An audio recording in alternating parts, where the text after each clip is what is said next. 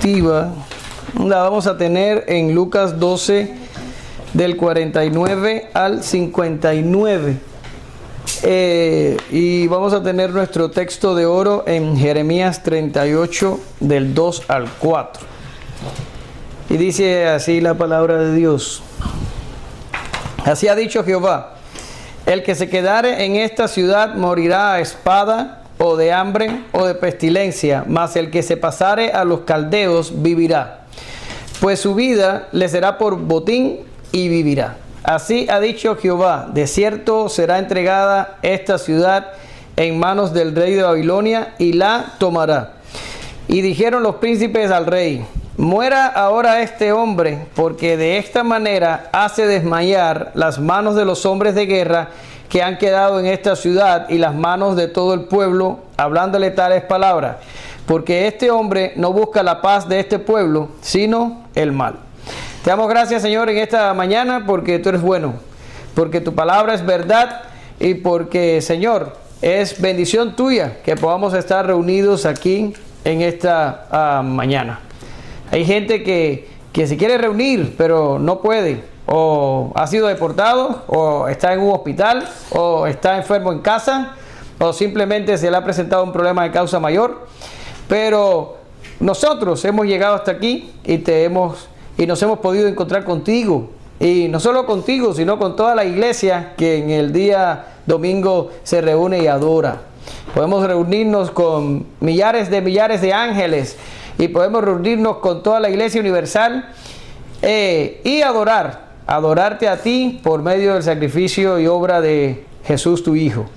Te alabamos, te bendecimos, ayúdanos a aprender tu palabra, y sobre todo ayúdanos a practicarla. En el nombre de Jesús oramos, te damos gracias. Amén. Gracias, Señor. Bien, en nuestra última sección estuvimos hablando cómo Jesús retoma el mensaje que había sido interrumpido por aquel necio que le habla de la herencia, y Jesús empieza a decirles a sus seguidores, a sus discípulos, la importancia de centrarse en el reino, en la actividad del reino, y no en la vida secular. Les estuvimos hablando de que siempre soy una persona que les dice: busquen el equilibrio, no se vayan a un extremo ni al otro. Pero parece ser que el mandato bíblico en este respecto es que Jesús quiere que todos nosotros tengamos un mayor porcentaje de nuestro tiempo y de nuestra vida vinculado con el reino, y un menor vinculado con nuestra vida secular. Y para que no se me confundieran, le pusimos el ejemplo de Noé. ¿Se acuerdan? Que Noé tuvo una obra colosal, que fue construir un arca donde salvar a los animales y a su familia. Y a pesar de tener esa función, también tuvo tiempo para criar hijos, para vivir su vida como cualquiera de nosotros la tiene, pero siempre enfocado en el reino de Dios, ¿sí? Así nosotros debemos vivir. Y de esto Jesús habló con sus discípulos la clase pasada. Los exhortó a estar atentos, a velar y a ser fieles en la administración de los dones recibidos. Tenemos que estar listos para, si el Señor toca la puerta, nosotros abramos inmediatamente. Es mi oración que esta iglesia se comprometa con el Señor de esta manera. Hoy llegamos a la parte final del discurso, y por razones de tiempo no quise hacerlo demasiado largo ni demasiado comprimido. Partí en dos la sección. Vamos a estar, porque esta sección realmente se va hasta el capítulo 13, si mal no recuerdo, hasta el verso 9. Pero no escriba eso en piedra porque realmente no lo revisé. Pero sí, se va hasta allá. ¿Qué hice? Vamos a hablar hoy de una parte, y cuando me vuelvan a ver, vamos a hablar de la última, y vamos a dejar de hablar de este discurso de Jesús, ¿sí? El Señor ahora les hablará por última vez a esta multitud antes de seguir en su camino. ¿Hasta dónde estaba yéndose Jesús? Hasta Jerusalén. Y les habla claro, les dice la verdad absoluta, sin matices, sin vueltas. En su cara les habla de que los tiempos eran apremiantes y que tenían que tomar una decisión cuanto antes, pues el tiempo del juicio se había acercado, y solo aquellos que prestaran atención a las palabras de Jesús escaparían a tiempo. Dicho esto, les presento el sumario y vamos a tener 2 encabezados. La clase no debe ser larga. Jesús advierte que traerá división del verso 39 al 53. Y el segundo encabezado, Jesús advierte del juicio que vendrá del 54 al 59. Eyele, por favor. Fuego vine a echar en la tierra. ¿Y qué quiero si ya se ha encendido? De un bautismo tengo de ser bautizado. ¿Y cómo me ha angustiado hasta que se cumpla? ¿Pensáis que he venido para dar paz en la tierra? Os digo, no, sino disensión. Porque de aquí en adelante 5 en una familia estarán divididos, 3 contra 2 y 2 contra 3. Estará dividido el padre contra el hijo y el hijo contra el padre, la madre contra la hija y la hija contra la madre, la suegra contra su nuera y la nuera contra su suegra. Gracias. Interesante. Jesús hace un cambio de audiencia, pero se vira a la multitud y no le tiene buenas noticias. El Señor se va a dirigir a esta multitud por última vez y su tono se torna solemne. Y el propósito es que la gente entienda la gravedad de la situación en la que se encontraba. Y quiero que noten el contraste, porque esto que les va a decir hoy a la multitud es exactamente lo mismo que le dice a los discípulos, o que ya le dijo a los discípulos y que nosotros vimos en la clase pasada. Pero es en cuenta la forma en la que está un inconverso delante de Dios con la forma en la que está un creyente delante de Dios. El creyente delante de Dios, o los creyentes delante de Dios, Jesús los mandó a estar ¿cómo? A estar listos, a velar, a esperar la venida del Señor, la verdad, y a administrar los dones que de Dios habían recibido. Pero esto es porque se están enfrentando a la venida del Señor o a la reunión de ellos con el Señor, si por cualquier causa mueren, ¿verdad que sí? Acuérdense que había hablado de persecuciones en versos anteriores. Ahora, ¿cómo ve un creyente el encuentro con el Señor? Bueno, pues ve un encuentro en el que debe estar listo, en el que no le debe coger por desapercibido, tiene que estar preparado, ¿sí? Y tiene que haber hecho una buena administración de los dones. Pero no hay un peligro ahí de condenación. No hay un peligro ahí de que el juicio va a traer eterna condenación a ese tipo de personas. El tono del lenguaje es de advertencia, es de, hey, tienes que estar listo, pero no es un tono condenatorio. Sin embargo, cuando usted vea hoy el tono, o ahora que usted está viendo el tono hacia la multitud, es totalmente diferente. Es un tono solemne, los está mandando a prestar atención, a arrepentirse, a cambiar de sentido su vida y a actuar rápido, porque el juicio viene. Y si el juicio alcanza, ya no va a haber nada que hacer, totalmente diferente, ¿sí? Y Jesús empieza a decirles, fuego he venido a echar en la tierra. Hay que entender que la palabra fuego casi generalmente tiene una connotación negativa, y digo casi para no ser absoluto, y se refiere a juicio. En el Evangelio de Lucas, que ya hemos avanzado 12 capítulos, pero en los capítulos iniciales estudiamos que Juan el Bautista advierte a su generación del fuego de juicio que vendría sobre la nación de Israel, y les dice, ya el hacha ya está puesta, ¿se acuerdan de eso? En la raíz de los árboles. ¿Qué quiere decir? El juicio ya viene, ya está ahí el hacha. Es cuestión de cortar el árbol, y el árbol malo va a ser puesto, ¿dónde? Va a ser puesto en el fuego. El mismo Juan el Bautista introdujo de que Jesús iba a darle al Espíritu Santo a sus discípulos, ¿sí? Él sería el dador del Espíritu Santo, pero les daría fuego a los desobedientes. Es increíble para mí cómo hay iglesias por ahí que piden el fuego para ellos. Y entonces, fuego, la iglesia pide fuego. Y yo digo, ¿en serio? El fuego es una señal de juicio. ¿Cómo yo voy a pedir fuego y fuego para la iglesia? Esta gente o no han leído la Biblia o están mal de la cabeza. Ahora, miren lo que dice Apocalipsis.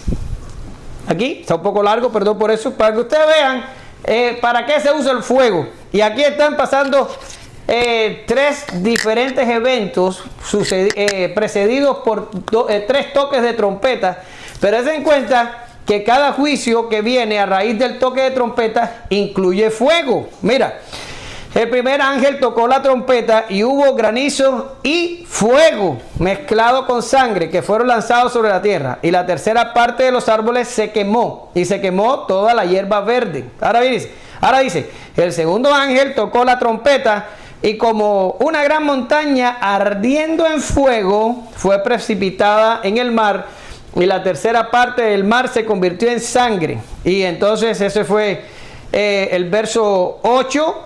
Obviamos el 9 y viene el 10. Y dice, el tercer ángel tocó la trompeta y cayó del cielo una gran estrella ardiendo como una antorcha y cayó sobre la tercera parte de los ríos y sobre la fuente de las aguas. Generalmente los pasajes donde aparece la palabra fuego es para referirse a juicio. Y este caso de Lucas no es la excepción. El fuego que Jesús vino a traer a la tierra es un fuego de juicio. Estamos hablando de los últimos años de la nación de Israel.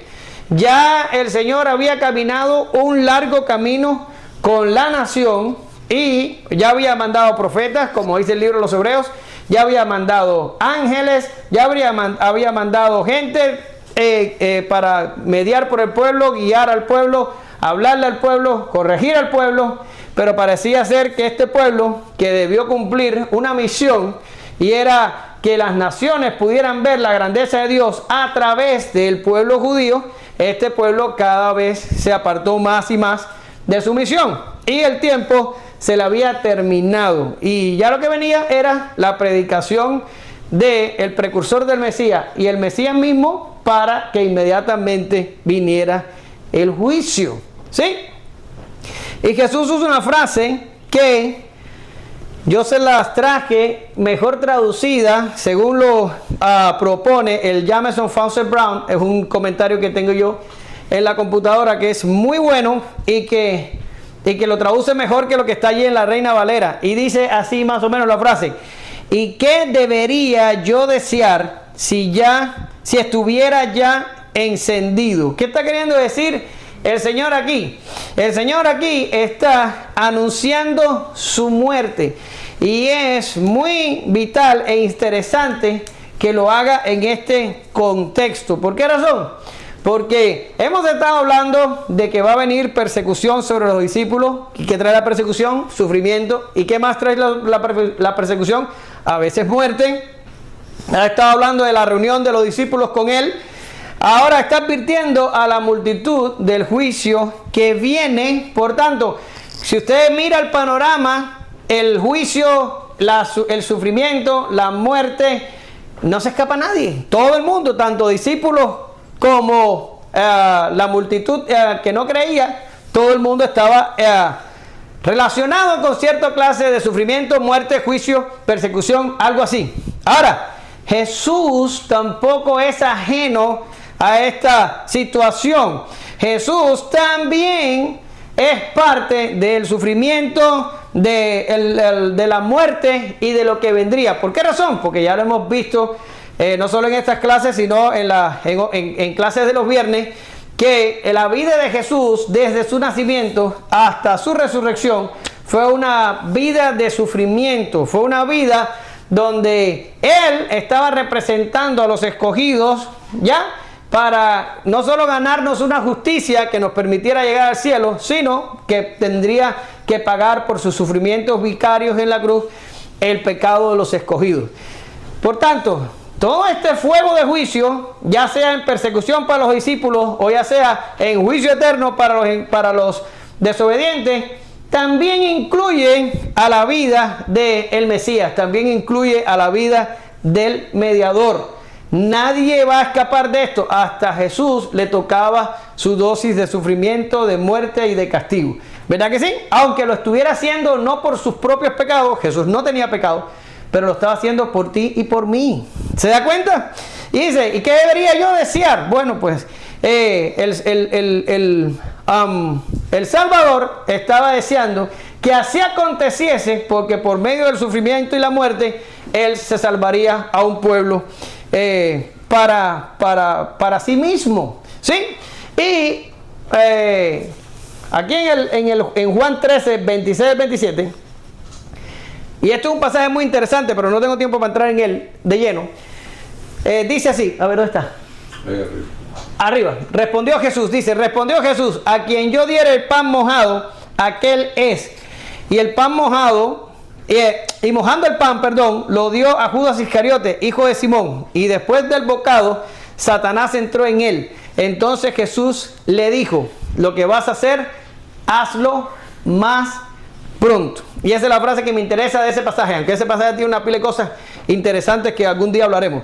Ahora, ¿qué está pasando aquí? Bien, está pasando aquí que Satanás entra en Judas, y ya que Satanás entra en Judas, el Señor le dice, lo que vas a hacer, hazlo pronto. El Señor se le ve cierto sentimiento de apuro. Él estaba deseoso porque ya todo lo que estaba profetizado acerca de él y todos los sufrimientos que iban a venir sobre él se cumplieran para ya pasar por todo ese periodo. Es exactamente lo que está diciendo aquí a la multitud. ¿Y qué debería yo desear si estuviera ya encendido? ¿Encendido qué? El juicio. Por tanto, yo debería desear ser también pasado por el juicio, por el sufrimiento y por la muerte, para yo poder salvar a mi pueblo. Y entonces viene la otra frase que le sigue a la que vimos, y el James Fawcett Brown la traduce mucho mejor y dice, como ansío su cumplimiento. El Señor no está ansiando, deseando desesperadamente que ya todos estos acontecimientos acontezcan y sucedan. No lo está haciendo como por el sentimiento de aquel que tiene que ir al dentista y sacarse una muela. No sé si usted ha estado en la situación de que se ha tenido que sacar una muela o un diente. Y yo no sé si aquí hay gente valiente, pero a mí me aterra el dentista. Me aterra. Y si tengo que sacarme una muela, eso me preocupa muchísimo. Ya uno va y dice, ya, para salir de eso, ¿verdad? Uno generalmente dice, ya, me la tengo que sacar, voy para salir de eso. Y te sacan la muela. Bien, no, Jesús no lo está haciendo con ese sentimiento como decir, bueno, ya tengo que morir, ya tengo que sufrir. Ya, para salir de eso, ya lo que... No, no es eso. Él ansía su cumplimiento porque Él sabe del resultado que vendrá por causa de su sufrimiento y muerte. Él no está pensando en el cómo, Él está pensando en el resultado. Y si usted lea Isaías 53, usted se va a dar cuenta que esto es lo mismo que dice el profeta, que el Señor, después de sufrir, vería el fruto de su sufrimiento y quedaría satisfecho, ¿sí? Y otra cosa que Jesús aquí está ansioso por cumplir es la justicia del Padre. Y esto es algo que nosotros a veces no pensamos en eso demasiado. Y es en que Dios, nuestro Dios, es un Dios santo, es un Dios justo.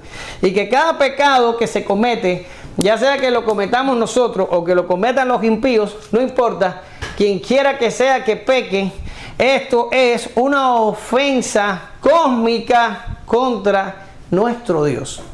¿Sí? Es algo que debería enojarnos, preocuparnos y fastidiarnos cuando esto sucede. Y muchas veces pasa que la gente peca alrededor de nosotros y nosotros lo que hacemos es reírnos o darlo como, ya tú sabes, él es así, ¿qué vamos a hacer? Y dice Romanos que los que pecan no heredarán el reino de Dios, pero no solo los que pecan, sino los que se complacen con los que hacen el mal. Tenemos que tener cuidado con estas cosas, ¿sí? Ahora, aquí Jesús dice, ¿cómo han sido su cumplimiento? ¿El cumplimiento de qué? De todo este juicio que vendría. ¿Por qué? Y que vendría sobre él. ¿Por qué? Porque cuando este juicio se cumpla, la justicia de mi Padre quedará satisfecha. Cuando Jesús murió en la cruz, Jesús pagó la deuda por los escogidos y la justicia del Padre fue satisfecha. Por eso pudo decir, consumado es, ¿verdad que sí? Pero cuando el pueblo de Israel se enfrentara al juicio en el año 70 y muchos de ellos murieron y fueron directos a la presencia del Señor a juicio y fueron condenados por rechazar a su Mesías, esta justicia del Señor fue satisfecha y está siendo satisfecha por toda la eternidad, porque la gente sufre por toda la eternidad la sentencia. ¿Sí? Y esto es lo que Jesús está diciendo aquí. Estoy deseoso del cumplimiento del juicio para que la justicia de mi Padre sea satisfecha. Sea satisfecha. Mira lo que tengo aquí. Acá. Pues conocemos al que dijo, mía es la venganza, yo daré el pago, dice el Señor. Y otra vez, el Señor juzgará a su pueblo. Ahora dice, horrenda cosa es caer en manos del Dios vivo. ¿Por qué les pongo este texto? Porque Jesús está deseando de que la justicia de Dios se manifieste y la justicia de Dios sea satisfecha. Pero si usted tiene a Cristo, esto es una cosa que ya no le va a preocupar. Pero los que no tienen a Cristo, como era el caso de la multitud, a los que Jesús se les está dirigiendo, esto es un peligro colosal. ¿Sí? La gente piensa en Dios, la gente inconversa piensa en Dios como un anciano sentado en una nube que está contento con ellos y que va a ser capaz de soportarle todas sus impertinencias. No es así. Si tú no tienes a Cristo, Dios es tu peor enemigo. Dios es tu peor enemigo. Y Dios te va a cobrar cuando estés en juicio cada uno de los pecados que has cometido. Y te los va a cobrar por la eternidad. Te los va a cobrar. Como que estoy parado aquí, que te lo garantizo que te los va a cobrar. Porque Dios es justo. Él no puede dejar de ser justo. Luego, anhelar la consumación de todas las cosas está en concordancia con el deseo de que la justicia divina sea satisfecha. Y es algo que cada uno de nosotros debería desear. Deberíamos orar por el día en que todos los enemigos de Dios sean juzgados y que la justicia de Dios sea servida. Deberíamos orar. Y yo le voy a preguntar, porque ya estudiamos esto. Esto que yo estoy hablando ahora, ¿dónde está incluido en la oración modelo? ¿En qué frase está incluido la oración modelo? ¿No se acuerdan? Venga tu reino. Ahí está incluido, para que ustedes se den cuenta cómo una escritura va confirmando la otra. Ahora, Jesús le dice, estaba grabando esa cosa ayer.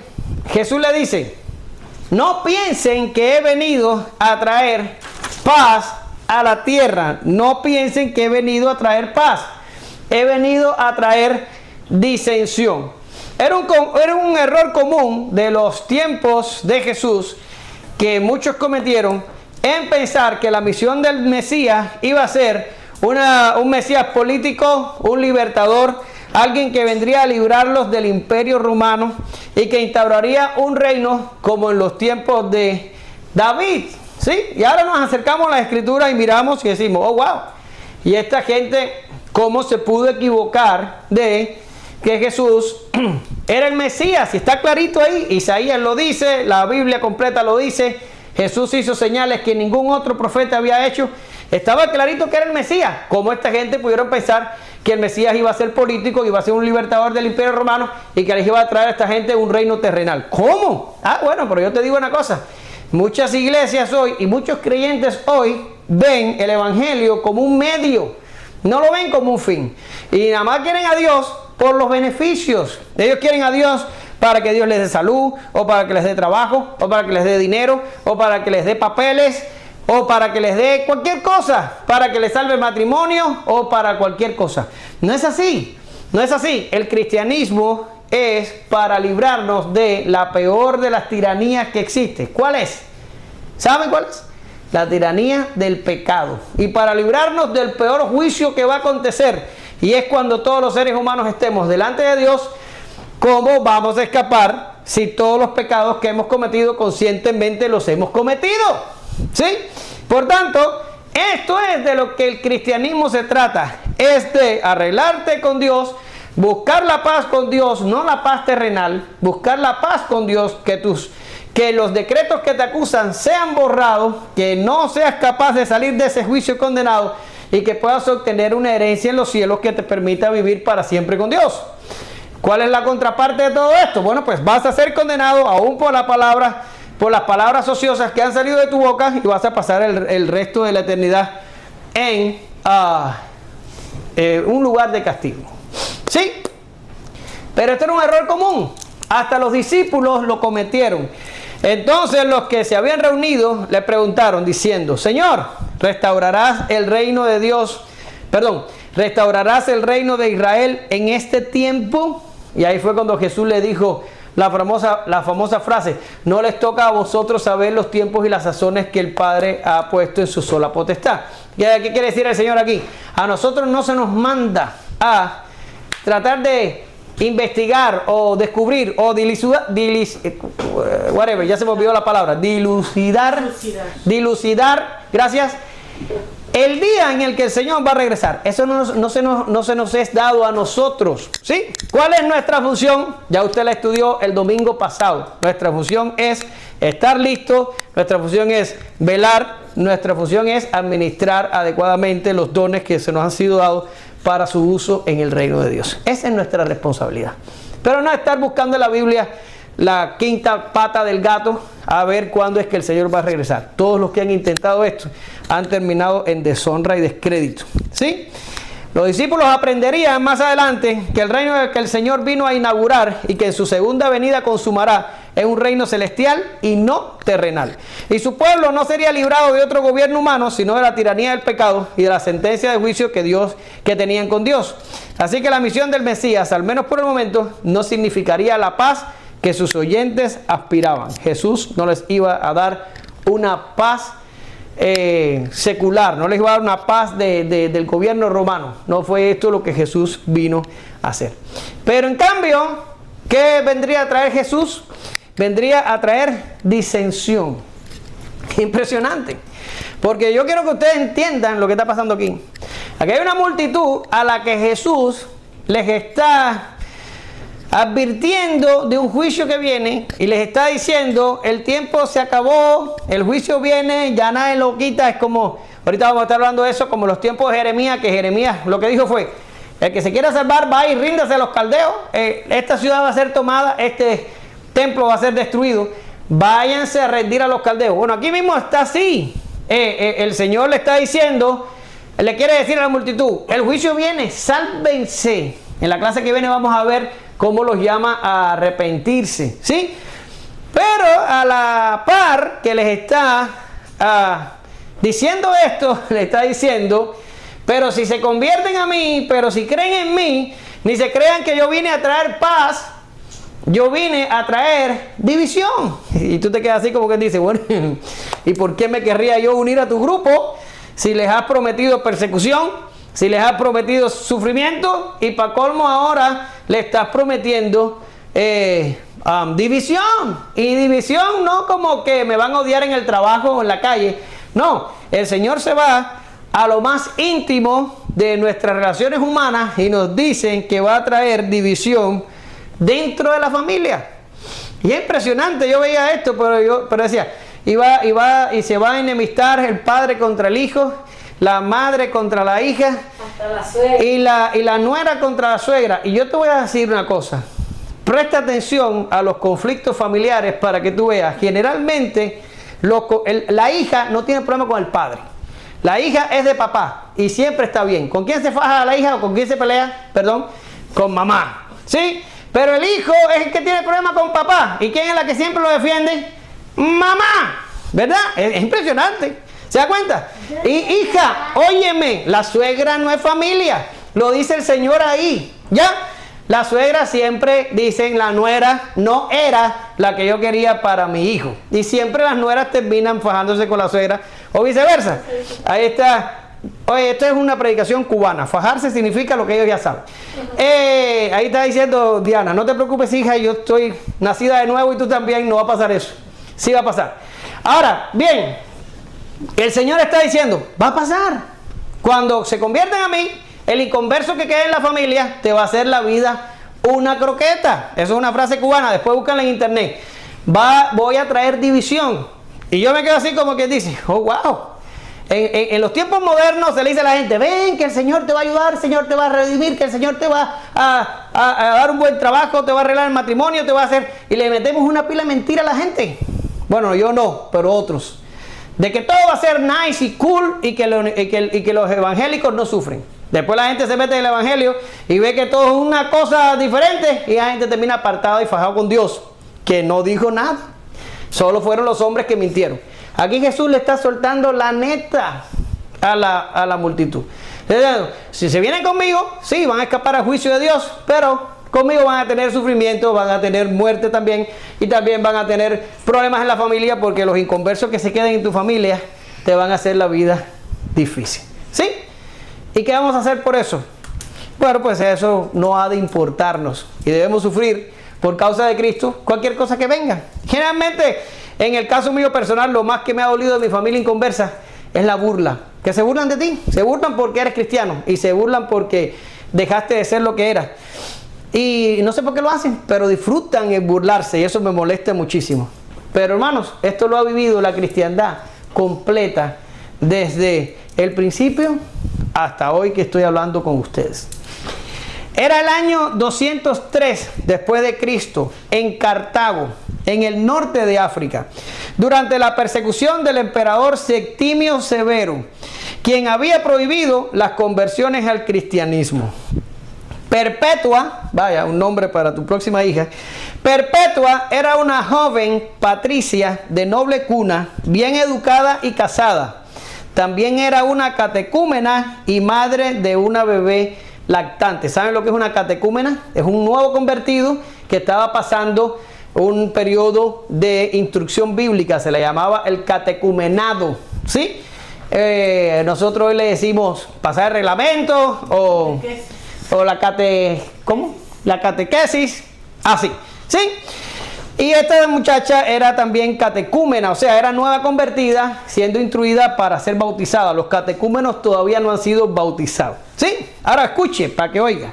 Fue su propio padre, un pagano anciano, que la amaba y estaba desesperado para salvar su honor y su vida, quien la delató a las autoridades.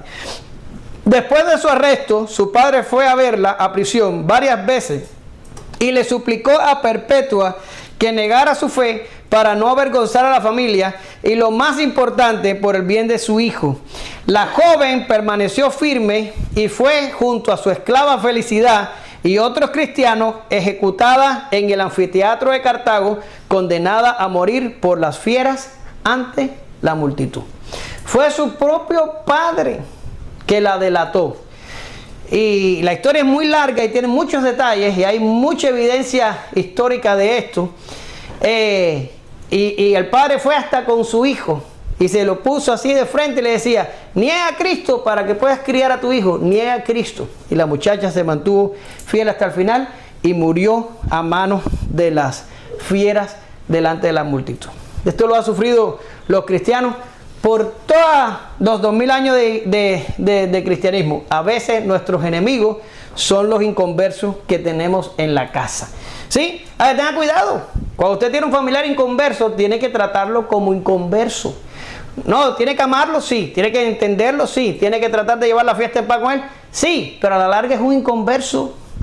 Y ya cuando tú eres cristiano y estás tratando con inconverso, aunque haya un vínculo sanguíneo, la cosa se puede tornar rara en cualquier momento. Ya, ahora, Jesús le dice a la multitud: yo no vine a traer paz, no vine a eso. Yo vine a traer disensión, porque de la hora en punto de que ustedes crean las palabras que yo les estoy diciendo, los mismos dentro de su casa se van a levantar en contra de ustedes. Jesús no disimula el precio que la multitud tendría que pagar si se arrepentían de sus pecados y escapaban del juicio que vendría. Él no le esconde lo estrecho del sendero, lo angosto de la puerta. Me pregunto cuántos quedarán en las iglesias si en vez de endulzarles el oído, se les predica de la forma que Jesús lo hacía. Lo cierto es que la vida cristiana no viene sin un precio. Ni siquiera el apóstol Pablo escapó de esta realidad. Y pongo el apóstol Pablo porque todos los estudiosos que hay en esta vida dicen que la persona más convertida de todos los tiempos ha sido el apóstol Pablo. Y mira lo que dice Dios mismo del apóstol Pablo.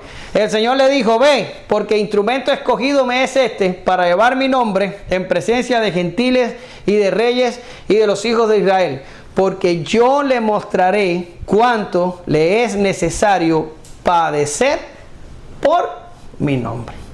Impresionante. ¿Sí? Es impresionante. Y ningún cristiano moderno quiere sufrir. Los cristianos modernos lo que quieren es gozadera. Pero tú le hablas de sufrimiento y salen corriendo. El sufrimiento es una parte fundamental del cristianismo. Es más, los apóstoles del tiempo de Cristo, cuando sufrieron, cuando fueron golpeados y cuando fueron perseguidos, se gozaban porque estaban sufriendo parte de los padecimientos que había sufrido el Salvador. Jesús advierte del juicio que vendrá. Ella le pasa el micro a Karen o a Diana. Sí, a Diana, ¿está bien, Diana? Ok, que sea. Oh, sorry. Decía también a la multitud: cuando veáis la nube que sale del poniente, luego decís, agua viene, y así sucede. Y cuando sopla el viento del sur decís, hará calor, y lo hace. Hipócritas, ¿sabéis distinguir el aspecto del cielo y de la tierra? ¿Y cómo no distinguís este tiempo? ¿Y por qué no juzgáis por vosotros mismos lo que es justo? Cuando vayas al magistrado con tu adversario, procura en el camino arreglarte con él.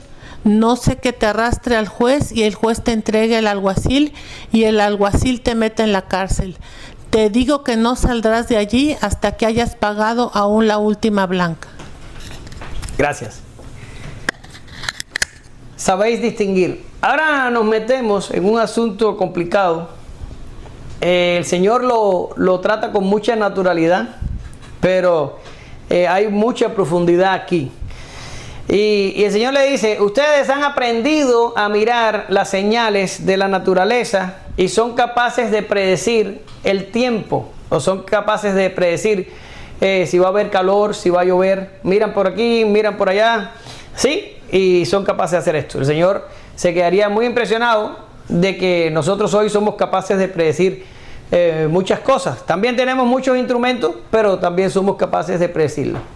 En otras palabras, la raza humana no es una raza de gente bruta que no entiende lo que está pasando a su alrededor. Hemos sido, y desde el mismo principio, los mayas hicieron un calendario que no tenía error hace muchísimos años atrás, y eran buenísimos en todo lo que era todo lo que tenga que ver con los astros en el cielo y toda esa cosa. Ahora se me olvidó el término técnico de eso. Y eran buenísimos en eso. Y también los egipcios eran buenísimos en este tipo de cosas. También tenían muchos avances en medicina y en otros asuntos. Quiere decir, no somos una raza de brutos. Somos capaces de distinguir, aprender de la experimentación y la experiencia, sacar conclusiones y hacer un mundo alrededor de nosotros de acuerdo a nuestro grado de raciocinio, ¿verdad que sí? Y el Señor le dice, ¿cómo ustedes pueden ser capaces de predecir el tiempo prestando atención a señales y no son capaces de entender el tiempo que están viviendo? ¿Cómo puede ser? Y ahora nosotros, que estamos bien lejos de ese tiempo y estamos bien lejos del contexto cultural, histórico y social de la generación de Jesús, nos cuesta un poco de trabajo entender lo que está pasando aquí, pero piénselo. Esto que eran multitudes que eran parte, si no eran parte de lo que eran los judíos, eran de Galilea, pero tenían raíces con el pueblo de Israel que venía del Antiguo Testamento. Tenían exposición a los textos sagrados. Los judíos se habían hecho muy buenos en exponer en las sinagogas la ley, y tenían intérpretes, tenían escribas, tenían una serie de sabios que podían mirar las escrituras y delucidar cosas, ¿sí? Una prueba de esto es que cuando vinieron los magos, ¿se acuerdan? Los magos que vinieron del oriente, que iban a ver a Jesús, llegaron a donde estaba Herodes y decían, ¿dónde va a nacer el Mesías? Y Herodes mandó a buscar los sabios, vinieron los sabios y dijeron, van a nacer en Belén, porque aquí está, puesto aquí. Ellos sabían. Ellos podían tener acceso a las escrituras y podían saber. Pero los sabios del oriente salieron rumbo a Belén, pero nadie de Jerusalén, de los sabios, de los escribas, de los maestros de la ley que estaban allí, ninguno de ellos salieron corriendo a ver si era verdad que había nacido el Mesías. No lo hicieron. Fueron unos gentiles los que fueron a ver el Mesías que había nacido. Pero ellos sabían dónde iban a nacer, pero no les importó en lo absoluto la posibilidad de que el Mesías hubiera nacido. ¿Se dan cuenta? Por tanto, ellos sabían, ellos tenían la capacidad, ellos tenían la inteligencia para acercarse a los textos y ver que el personaje que tenían delante era un personaje peculiar, pero no lo hicieron. Y el Señor les dice, ustedes saben interpretar las señales y predicen con esto el tiempo, pero no son capaces de mirar las señales y ver el tiempo en el que están. Y entonces los acusa de hipócritas, ¿sí? Pero vamos a ver dos textos aquí sobre las señales y enseguida vamos a hablar por qué el Señor los acusa de hipócritas y nos vamos a meter en este confuso entramado de la psicología de la salvación. Pero bueno, por el momento, miren lo que dice Juan el Bautista en el... Lucas 3:9. Es aquí, Lucas 3:9, así. Lucas 3:9 dice, y ya también el hacha está puesta a la raíz de los árboles, por lo tanto, todo árbol que no da buen fruto se corta y se echa en el fuego. Y el próximo domingo vamos a estar hablando del 13:3, pero Jesús dice, os digo, no, antes, si no os arrepentís, todos pereceréis igualmente. Quiere decir, ya no era un asunto de acercarse a los libros que ellos tenían, a la ley y mirar las profecías. No, ya no era un asunto de eso. Ya había venido Juan el Bautista. Y Juan el Bautista les había hablado, el juicio es inminente. Ya está el hacha puesta a la raíz de los árboles. El juicio viene. Ya Jesús le había dicho a ellos de el acercamiento del juicio en otras ocasiones. Y aquí en el 13:3 los manda a arrepentirse si no van a perecer. Eso lo vamos a ver el próximo domingo. Por tanto, ya no era como acércate a la escritura y busca las señales. No, tenían las señales delante de ellos y ya tenían a los voceros diciendo, hey, el tiempo se acabó. Sí, el tiempo se acabó. Sin embargo, ellos estaban totalmente ajenos a la grave situación que tenían. Y el Señor entonces les dice, hipócritas. ¿Por qué los llama hipócritas? ¿Por qué? Porque esta gente podía saber, pero no querían saber.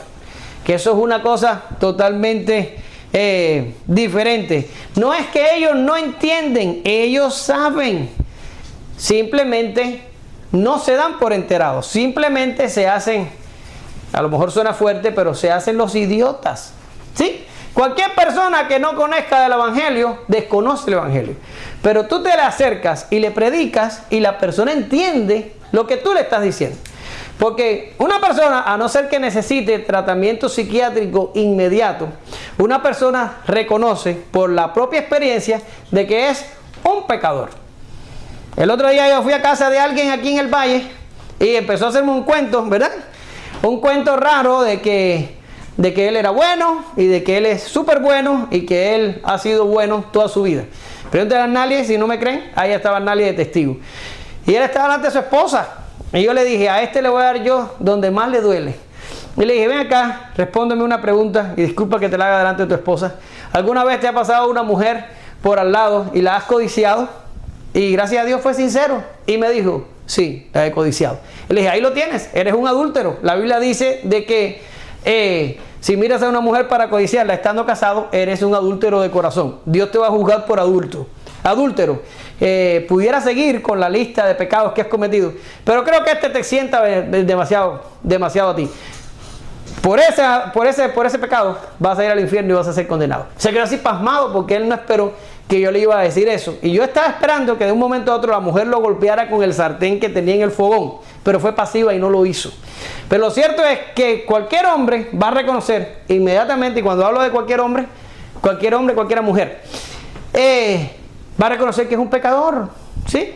Todo el mundo va a reconocer que es un pecador. Y tú le dices, bueno, pues Dios es justo, es fiel, es santo, ya está airado con el pecador todos los días. Dios te va a poner en el infierno por la eternidad si tú no resuelves el problema del pecado.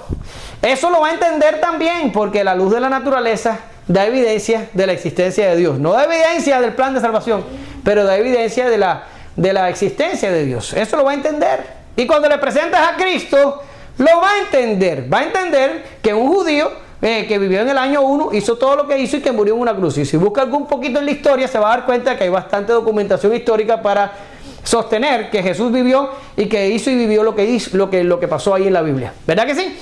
Lo va a entender. No es una cosa como, no lo entiendo, vamos a explicar. No, sí lo entienden. Sí lo entienden. ¿Qué es lo que pasa? Lo que mismo que le está diciendo Jesús a la multitud. Hipócritas. Son unos hipócritas, porque sí lo entienden, pero su corazón rechaza la verdad de Dios de una manera tan fuerte que mientras más tú le dices el evangelio, más ellos quieren correr lejos de lo que se le está diciendo. Ellos lo ven, pero no quieren verlo. Ellos lo entienden, pero no quieren creerlo. Y no lo creen porque aman su pecado. No lo creen porque les gusta la corrupción en la que viven. La disfrutan y no se sienten que pudieran perder esa corrupción en la que viven. Miren lo que dice Juan 3:19. Dice, y esta es la condenación, que la luz vino al mundo y los hombres amaron más las tinieblas que la luz, porque sus obras eran malas. No es que les faltaba luz, ya hemos hablado de eso.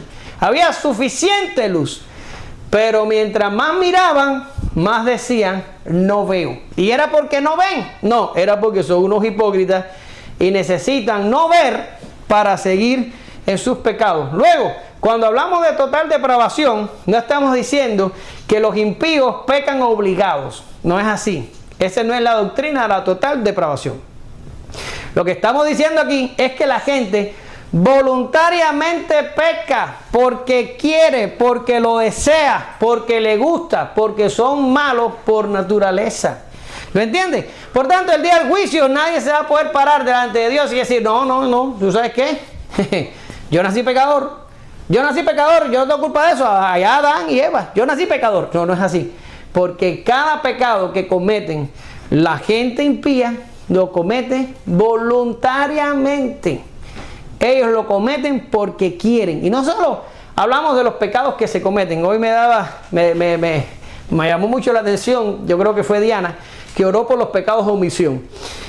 Dijo, bueno, pues por los pecados que cometemos y por las cosas que no hacemos. O sea, las cosas, me imaginé que estaba queriendo decir las cosas buenas que debíamos haber hecho y dejamos de hacer. Y esto es así, uno peca de cualquier manera. Peca si haces lo malo y peca si dejas de hacer lo bueno. Por tanto, esta gente sabe lo que está haciendo y voluntariamente lo está haciendo porque lo desea, porque lo quiere. Delante de Dios no tiene ninguna forma de escapar del juicio. Los pecadores son unos hipócritas. ¿Y por qué estamos nosotros aquí hoy? ¿Porque nosotros no éramos hipócritas o porque éramos menos que los demás? No. El problema es que Dios quiso positivamente salvarnos a nosotros por pura gracia, porque en buen cubano, porque a Él le dio la gana de salvarnos y nos sacó con acciones positivas de esa inmundicia en la que usted y yo queríamos vivir. Ahí queríamos vivir y ahí nos gustaba el cieno y el fango y la pudrición en la que vivíamos. Fue Dios el que nos sacó de allí con su mano poderosa. Por eso podemos estar hoy aquí. Pero Dios le habló clarito a la multitud y le dijo, no es que ustedes no entienden, no es que ustedes no son capaces de ver el tiempo que está viendo, es que no quieren verlo, porque si ustedes son capaces de predecir la naturaleza, ¿cómo no van a ser capaces de ver el tiempo en el que ustedes están viviendo? ¿Qué espera Jesús de la multitud? Jesús espera que le presten atención al llamado y que entiendan que el juicio está a las puertas, pero ellos no quieren. En Jeremías 38, el profeta advirtió al pueblo de no mostrar resistencia a los caldeos, sino que se rindieran a ellos, ya que Jerusalén irremisiblemente iba a ser tomada. Pero no reconocieron al profeta, es más, lo arrestaron y lo pusieron para que muriera dentro de una cisterna, lo que de ahí después fue rescatado. Y cuando el ejército caldeo entró y destruyó la ciudad, Nabucodonosor había dado órdenes de preservar la vida del profeta. Para que ustedes vean lo caprichoso que es Dios, ¿verdad? Pero los nobles que pusieron a Jeremías en la cisterna murieron cuando el ejército entró en la ciudad. Y al rey lo apresaron y le sacaron los ojos y lo humillaron hasta el final, porque no fueron capaces de prestar atención a la advertencia del profeta.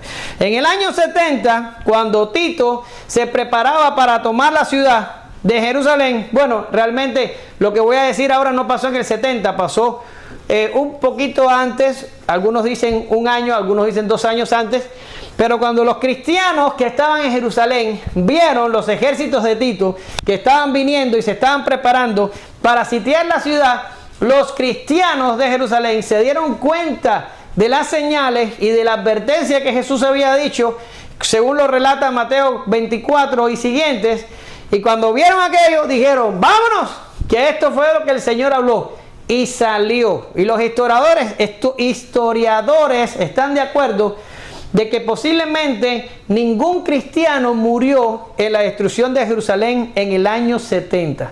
¿Ustedes saben cuántos judíos murieron?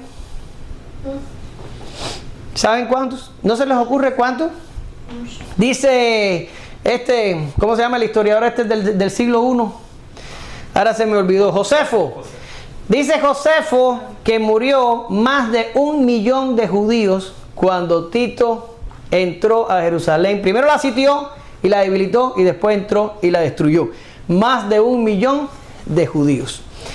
Porque no quisieron ver las señales. Yo les estaba diciendo Mateo y aquí tenía el texto, sorry. Mateo, por tanto, cuando veáis en el lugar santo a la abominación desoladora que habló el profeta Daniel, el que le entienda, los que estén en Judea, huyan a los montes, y el que esté en la azotea, no descienda para tomar algo de su casa, y el que esté en el campo, no vuelva atrás para tomar su capa. Mateo 24, 15 al 18.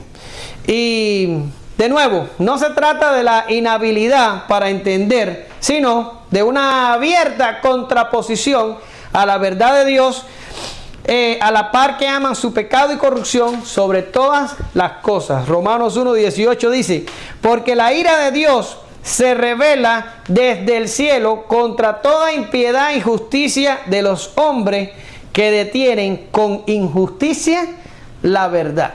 ¿Qué quiere decir? Los impíos no es que no entienden la verdad. No, es que ellos por medio de la injusticia pelean contra la verdad. Pelean contra la verdad, la desprecian, no la quieren. La quieren lo más lejos posible. Yo tuve un pastor en Cuba, de hecho fue mi primer pastor, que fue un día citado al partido.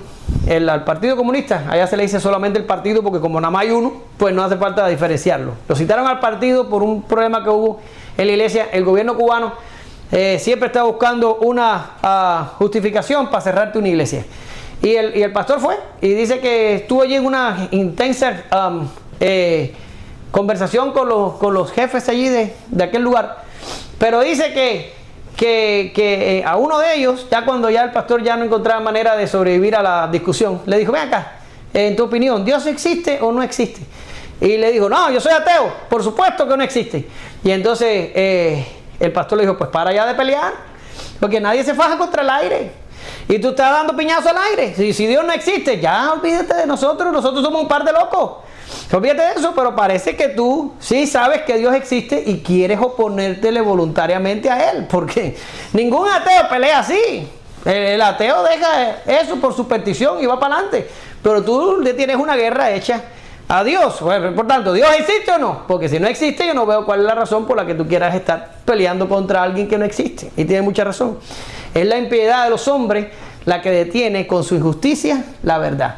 Pero ellos saben que existe, ellos saben que está ahí. Lo que lo odian con todo el corazón.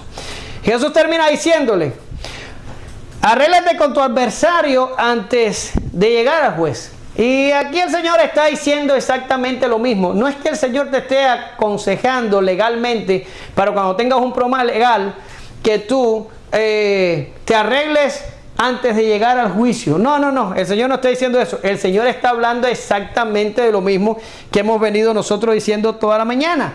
Aquí el adversario y el juez son la misma persona. ¿Y quién es? Es el Dios del universo. Y la multitud es la que va camino al juicio. Está casi parada delante del estrado y el juez está a punto de emitir una sentencia. Y todavía queda un corto camino. ¿Cuál es el corto camino que quedaban? Unos 35, 40 años. Era lo que quedaba de ahí a la sentencia. Y Jesús le está diciendo, ya tú vas de camino, ya ustedes van de camino al juzgado. Ya el juez te espera y la sentencia está lista para ser pronunciada. Te queda un corto tiempo. Arréglate con tu adversario. Pero ¿cuál es el adversario de esta historia? El adversario es el juez mismo, es Dios. Y Jesús le está diciendo, tienes un corto tiempo, un cortísimo tiempo. Arrepiéntete en ese tiempo. Arréglate con tu adversario en ese tiempo. Porque quiere decirte, si llegas al juicio y no te arreglaste en el juicio, lo único que vas a poder hacer es esperar la sentencia. Y yo no sé, pero hay una perniciosa idea en los hombres impíos que piensan que ellos pueden escapar a cualquier cosa, ¿verdad? Incluyendo el juicio de Dios. ¿Se acuerdan de el necio del que hablamos unos días? Había reunido una gran fortuna, había hecho sus graneros mayores. ¿Y qué dijo? Se sentía el tipo muy seguro y se sentía muy establecido. ¿Y qué dijo? Alma, gózate, que largos días tienes para gozar lo que tienes, ¿verdad? El tipo se sentía genial, había escapado a todas las penurias posibles. Ahora había llegado el tiempo de celebrar. Sin embargo, ya ustedes saben cómo terminó. Si usted lee el Salmo 73 y otros salmos, usted se va a dar cuenta que los impíos a veces viven con la convicción de que ellos van a escapar a las penurias de este mundo, incluyendo al juicio venidero. Pero yo les tengo una noticia a cualquiera que piense así, a cualquiera que puede pararse, que piense que puede pararse en ese tribunal y negociar una sentencia, que puede parar y convencer al Dios de los cielos de una cosa diferente. Lo que dice en Números 14, no está ahí, ¿no? Números 14, 18. Dice, Jehová, tardo para la ira, grande en misericordia, que perdona la iniquidad y la rebelión. Ahora viene lo bueno. Y dice, aunque de ningún modo tendrá por inocente al culpable, que visita la maldad de los padres sobre los hijos hasta los terceros y hasta los cuartos. Mi querido hermano, el que llegue culpable al tribunal de Dios va a salir culpable. Esto no es un juez que se puede sobornar, ni es uno con el que se puede dialogar. Generalmente los textos dicen que el que llegue allí va a enmudecer. Va a cerrar su boca, va a oír la sentencia y va a ir para su lugar. Arréglate con tu adversario antes de que llegues al juez. Concluyo. En la última, y esto les va a parecer gracioso, pero me pareció genial para terminar el mensaje. En la última escena de la película The Terminator de 1984, es impresionante que esa película es de cuando yo tenía 4 años. Un niño le dice a Sarah Connor en español, el niño le dice, una tormenta se acerca, pero ella lo sabía y estaba convencida de lo que venía. Jesús advirtió a las multitudes de que su tiempo de la tormenta se acercaba, pero muchos no creyeron. El tiempo del juicio llegó y fue grande la desolación. Y lo peor, me pregunto cuántos llegaron a la presencia de Dios y se pararon delante de Él confiando en que tenían a Abraham por padre. De lo que no tengo ninguna duda es que cada persona de los que caminó en los tiempos de Jesús y no creyó, ya está pagando su sentencia. Y cualquiera que me escuche que no haya arreglado sus asuntos con Dios y que no se haya arrepentido y que no haya corrido hacia Cristo por salvación, les digo, no tiene que venir la tormenta, ni tampoco tiene que regresar el Salvador para que cualquiera de nosotros comparezca delante de Dios a rendir cuenta. Simplemente te mueres y ya estás ahí.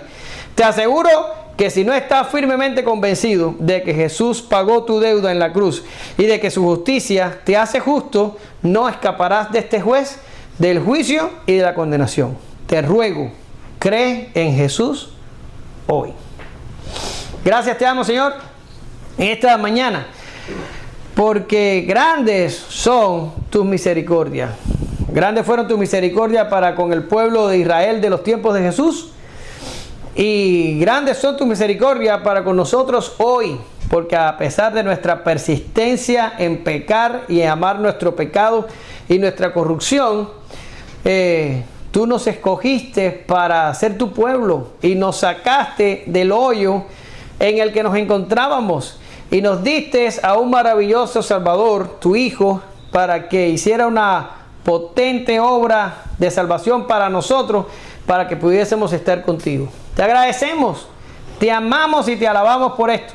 Te pedimos que nos hagas instrumentos de predicación, de compartir el Evangelio con otros, porque así anda la gente en sus pecados y sus delitos y no saben dilucidar el peligroso tiempo en que viven y al horrendo juicio que se exponen. Ayúdanos a compartir a Jesús con otros y que podamos hacer con esta cumplir la gran comisión. En el nombre de Jesús oramos, te damos gracias. Amén. Gracias, Señor.